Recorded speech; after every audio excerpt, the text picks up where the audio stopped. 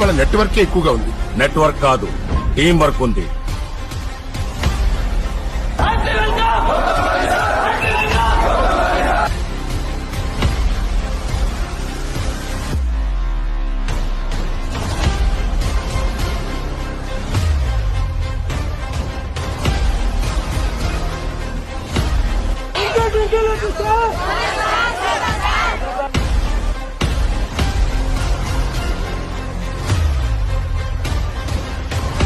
ఏంటయ్యా ఇది?